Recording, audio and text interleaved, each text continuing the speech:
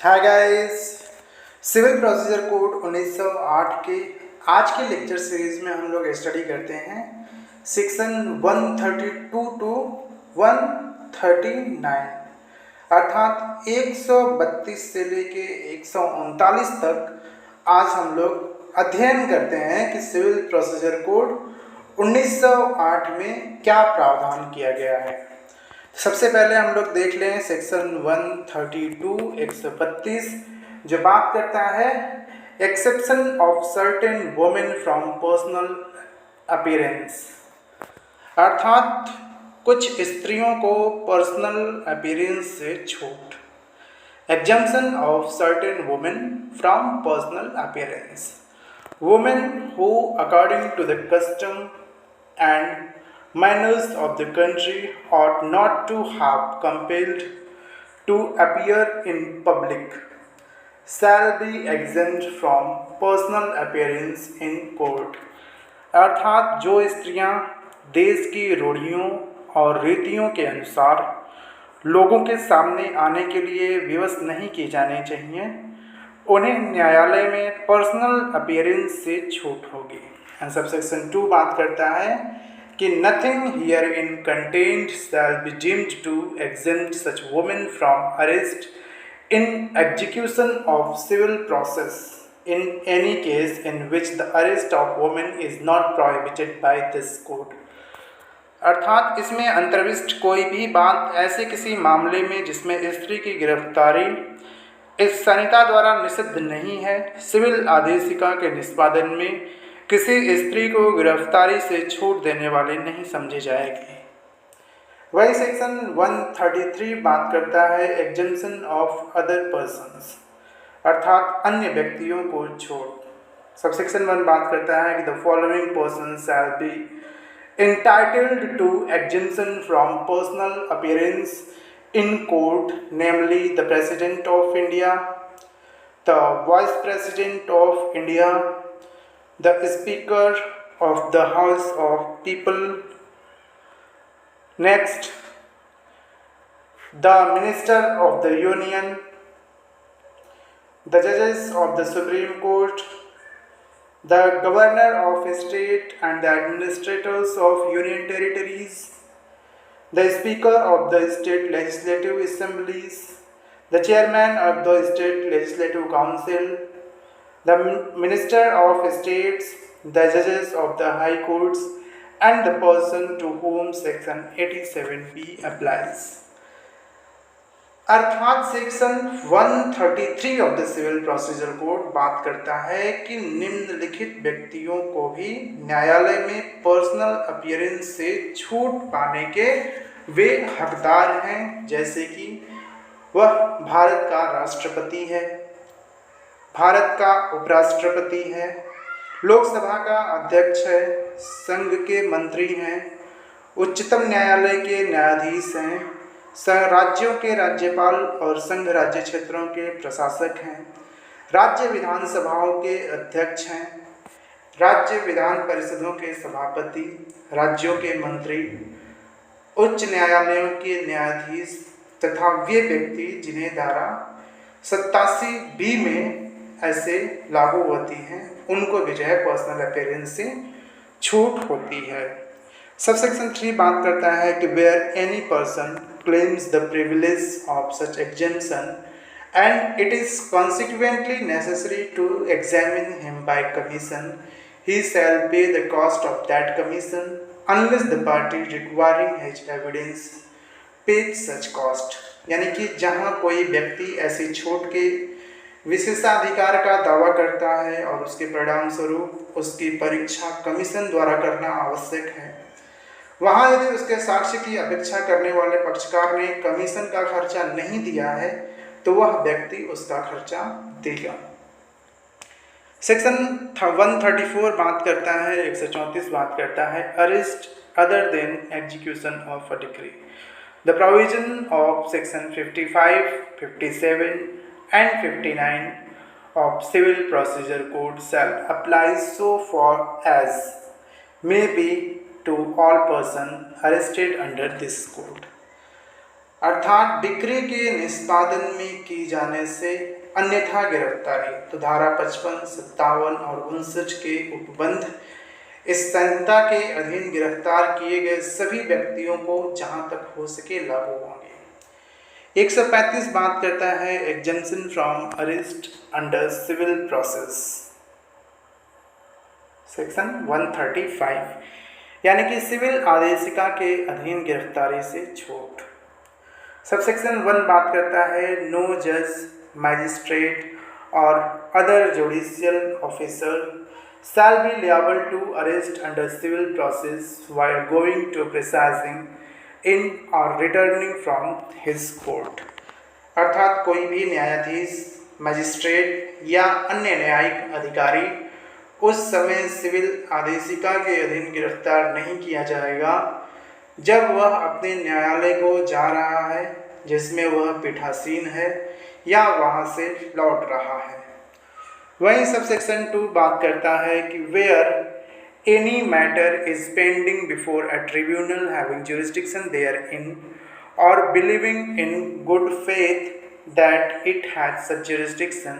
The parties thereto, their pleaders, मुख्तार, revenue agent and recognized agents and their witnesses acting in obedience to summons shall be exempt from arrest under civil process other than process issued by such tribunal for contempt of court while going so to or attending such tribunal for the purpose of such matter and while returning from such tribunal। अर्थात जहाँ कोई मामला किसी ऐसे अधिकरण के समक्ष लंबित है जिसकी उसमें अधिकारिता है या जिसके बारे में वह सद्भावपूर्वक यह विश्वास करता है कि उसमें उसकी ऐसी अधिकारिता है, तो वहाँ वह उस मामले के पक्षकार, उनके प्लीडर, मुख्तार, राजस्व अभिकर्ता और मान्यता प्राप्त अभिकर्ता और उनके वे साक्षी जो समन के आज्ञानुवर्तन में कार्य कर रहे हैं, ऐसे आदेशिका से जो ऐसे अधिकरण से न्यायालय के अवमान के लिए निकाली गई हैं, भिन्न सिविल आदेशिका के अधीन गिरफ्तार किए जाने से उस समय छूट प्राप्त रहेंगे जब वे ऐसे मामले के प्रयोजन के लिए ऐसे अधिकरण को जा रहे हों या उसमें हाजिर हों और जब वे ऐसे अधिकरण से लौट रहे हैं। तीसरा सबसेक्शन बात करता है कि nothing in subsection 2 shall enable a judgment debtor to claim exemption from arrest under an order for immediate execution of where such judgment debtor attends to so cause why he should not be committed to prison in the execution of a decree। अर्थात उपधारा 2 की कोई भी बात निर्णित ऋणी को तुरंत निष्पादन के आदेश के अधीन या जहां ऐसा निर्णित ऋणी इस बात का हेतु दर्शित करने के लिए हाजिर हुआ है कि डिक्री के निष्पादन में उसे कारागार में क्यों न सुपुर्द किया जाए, वहां गिरफ्तारी से छूट का दावा करने के लिए समर्थ नहीं बनाएगी। वहीं सेक्शन 135A बात करता है exemption of member of legislative bodies from arrest and detention under civil process. No person shall be liable to arrest or detention in prison under civil process if he is a member of either House of Parliament or the Legislative Assembly or Legislative Council of a state or Legislative Assembly of a Union Territory during the continuance of any meeting of such House of Parliament or as the case may be of the Legislative Assembly or the Legislative Council। अर्थात कोई भी व्यक्ति जो संसद के किसी सदन का या किसी राज्य की विधानसभा या विधान परिषद का, किसी संघ राज्य क्षेत्र की विधानसभा का सदस्य है, तो यथा स्थिति संसद के किसी सदन के अथवा विधानसभा या विधान परिषद के किसी अधिवेशन के चालू रहने के दौरान ख B if he is member of any committee of either House of Parliament the Legislative Assembly or a state or union territories, the Legislative Council of a state during the continuance of any meeting of such committee, and see if he is a member of either House of Parliament, or second, a Legislative Assembly or Legislative Council of a state having both such houses. During the continuance of a joint sitting, meeting, conference, or joint committee of the House of Parliament or the House of State Legislature, as the case may be, and during the 40 days before and after such meeting, sitting, or conference. During the 40 days before and after such meeting or conference. Subsection 2 बात करता है कि a person released from detention under subsection 1 shall, subject to the provision of the said subsection, be liable to re-arrest and to further detention to which he would have been liable if he had not been released under the provision of subsection 1. तो section 135A बात करता है कि विधायी निकायों के सदस्यों को सिविल प्रोसेस के अधीन गिरफ्तार किए जाने और निरुद्ध किए जाने से छूट। तो कोई व्यक्ति यदि वह संसद के किसी सदन का या किसी राज्य की विधानसभा का या किसी राज्य की विधान परिषद का या किसी राज्य क्षेत्र की विधानसभा का सदस्य है, तो यथा स्थिति संसद के किसी सदन की अथवा सदन विधानसभा या विधान परिषद के किसी अधिवेशन के चालू रहने के दौरान यदि वह संसद के किसी सदन की या किसी राज्य या संघ और राज्य क्षेत्र की विधानसभा की या किसी राज्य की विधान परिषद की किसी समिति का सदस्य है, तो ऐसी समिति की किसी अधिवेशन के चालू रहने के दौरान यदि वह संसद के किसी सदन का या किसी ऐसे राज्य की विधानसभा या विधान परिषद का जिसमें ऐसे दोनों सदन हैं सदस्य है, तो यथा स्थिति संसद के सदनों या राज्य विधानमंडलों के सदनों की संयुक्त बैठक, अधिवेशन, सम्मेलन या संयुक्त समिति के चालू रहने के दौरान और ऐसे अधिवेशन, बैठक या सम्मेलन के 40 दिन पूर्व और 40 दिन पश्चात सिविल आदेशिका के अधीन गिरफ्तार या कारागार में निरुद्ध नहीं किया जा सकेगा। और उपधारा 1 के अधीन सबसेक्शन 2 बात करता है कि उपधारा 1 के अधीन निरोध से छोड़ा गया व्यक्ति उक्त उपधारा के उपबंधों के अधीन रहते हुए पुनः गिरफ्तारी और उतनी ही अतिरिक्त अवधि के लिए निरुद्ध किया जा सकेगा जितनी अवधि के लिए वह निरुद्ध रहता यदि उपधारा 1 के उपबंधों के अधीन छोड़ा नहीं गया होता। वहीं हम लोग सेक्शन 136 अब देख लेते हैं, जो बात करता है procedure where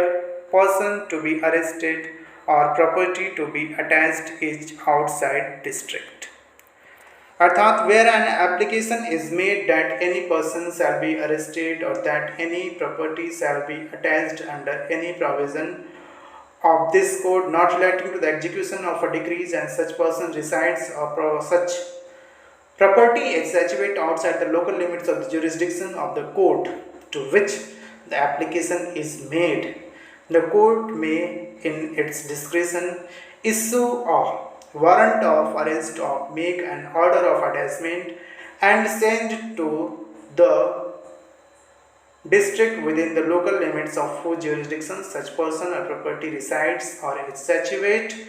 a copy of the warrant or order together with the probable amount of the cost of the arrest or attachment। यानी कि जहाँ यह आवेदन किया जाता है कि संहिता के किसी ऐसे उपबंध के अधीन जो डिक्रियों के निष्पादन से संबंधित नहीं है, कोई व्यक्ति गिरफ्तार किया जाए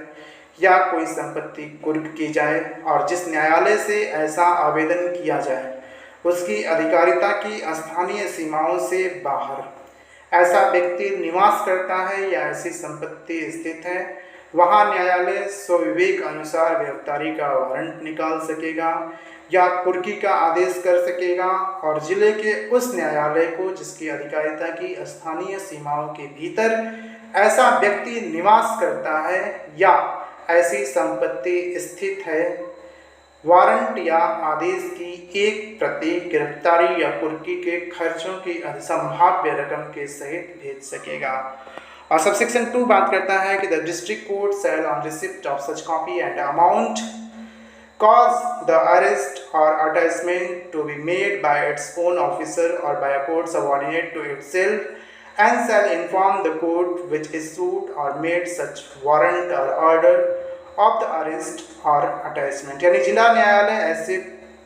प्रति और रकम की प्राप्ति पर अपने अधिकारियों द्वारा या अपने अधीनस्थ न्यायालय द्वारा गिरफ्तारी या कुर्की करवाएगा और जिस न्यायालय ने गिरफ्तारी या कुर्की का ऐसा वारंट निकाला था या आदेश किया था उसे इत्तिला भेजेगा। सबसेक्शन 3 बात करता है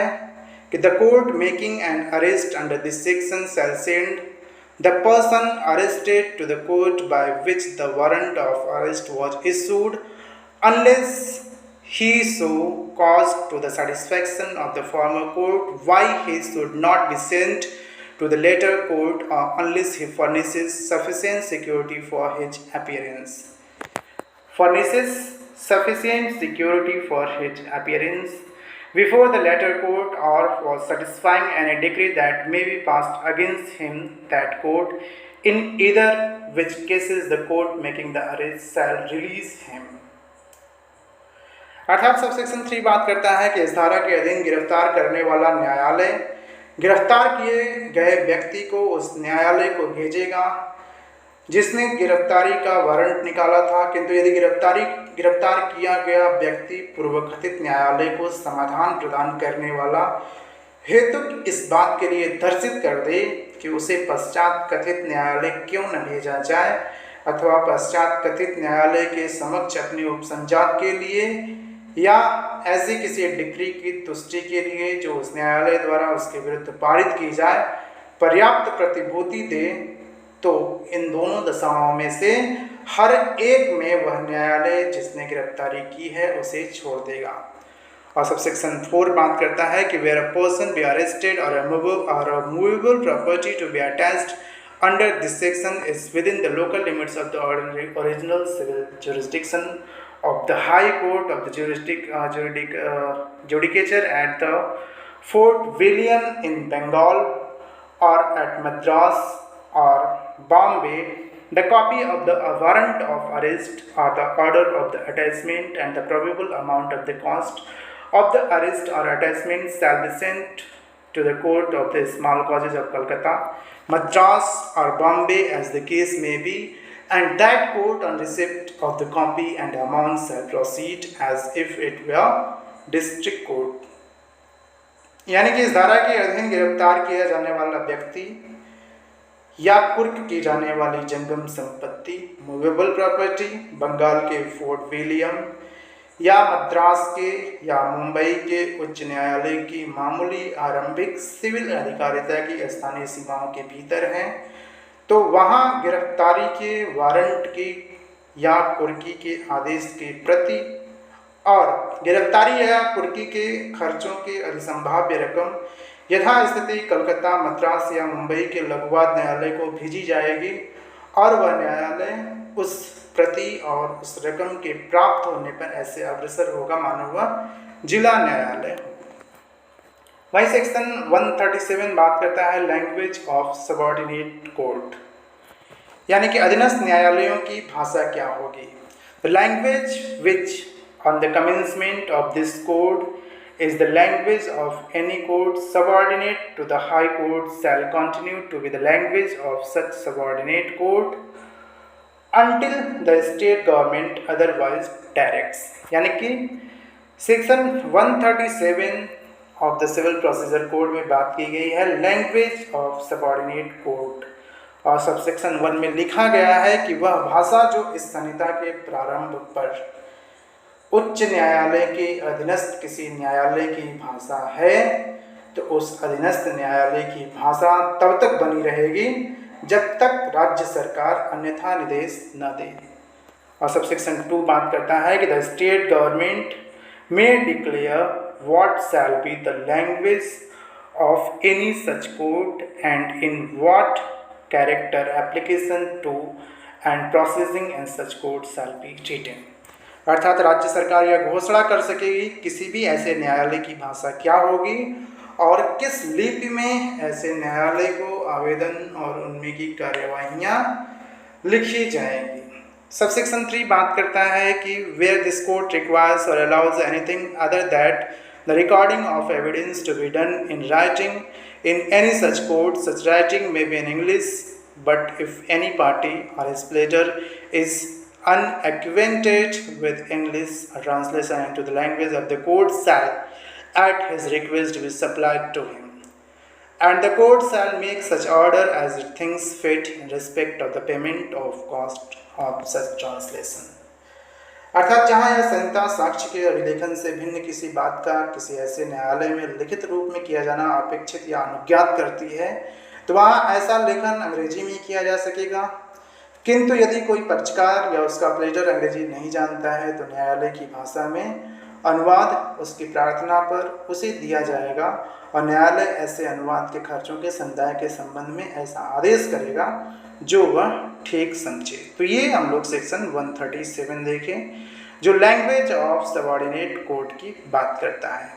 अब हम लोग सेक्शन 138 देख लेते हैं जो बात करता है power of high court to require evidence to be recorded in English, यानी कि section 138 of the civil procedure code बात करता है power of high court to require evidence to be recorded in English. The high court may by notification in the official gazette direct with respect to any judge specified in the notification or falling under a description set forth therein that evidence in cases in which an appeal is allowed shall be taken down by him in English language and in a manner prescribed। अर्थात section 138 बात करता है साक्ष्य के अंग्रेजी में अभिलिखित किए जाने की अपेक्षा करने की उच्च न्यायालय की शक्ति। तो उच्च न्यायालय राजपत्र में अधिसूचना द्वारा ऐसी अधिसूचना में निर्दिष्ट या उसमें दिए हुए वर्णन वाले किसी न्यायाधीश के बारे में निर्देश दे सकेगा कि उन मामलों में जिनमें अपील अनुज्ञात है साक्ष्य अंग्रेजी भाषा में और विहित रीत से उसका लिखा जाएगा। और सबसेक्शन 2 बात करता है कि वेयर अ जज is prevented by any sufficient reason from complying with the direction under subsection 1 he shall record the reason and cause the evidence to be taken down in writing from his dictation in open court. अर्थात जहां न्यायाधीश उपधारा 1 के अधीन निर्देश का अनुपालन करने से किसी पर्याप्त कारण से निवारित हो जाता है वहाँ वह उस कारण को अभिलिखित करेगा और खुले न्यायालय में बोलकर साक्ष्य लिखवाएगा। सेक्शन 139 बात करता है oath on affidavit by whom to be administered, यानी कि शपथ पत्र के लिए शपथ किसके द्वारा दिलाई जाएगी। In the case of any affidavit under this code any court or magistrate any notary appointed under the notaries act any officer or other person whom a high court may appoint in this behalf, any officer appointed by any other court which the state government has generally or specially empowered in this behalf may administer the oath to the deponent। अर्थात शपथ पत्र के लिए शपथ किसके द्वारा दिलाई जाएगी 139 बात करता है। तो इस संहिता के अधीन किसी भी शपथ पत्र की दशा में कोई भी न्यायालय या मजिस्ट्रेट अथवा नोटरी अधिनियम 1952 के अधीन नियुक्त नोटरी ऐसा कोई भी अधिकारी या अन्य व्यक्ति जिसे उच्च न्यायालय इस निमित्त नियुक्त करे अथवा किसी अन्य न्यायालय द्वारा जिसे राज्य सरकार ने इस निमित्त साधारणतया या विशेष रूप से सशक्त किया है नियुक्त किया गया कोई भी अधिकारी अभिसाक्षी को शपथ दिला सकेगा। ये सेक्शन 139 बात करता है सीपीसी का। अगले लेक्चर में हम लोग सेक्शन 140 से आगे देखेंगे कि सेक्शन 140 से आगे सिविल प्रोसीजर कोड में क्या लिखा गया है, क्या बातें की गई हैं। तो बने रहिए हमारे सिविल प्रोसीजर कोड 1908 के डायरेक्ट लेक्चर सीरीज के साथ। बहुत बहुत आप सबको धन्यवाद।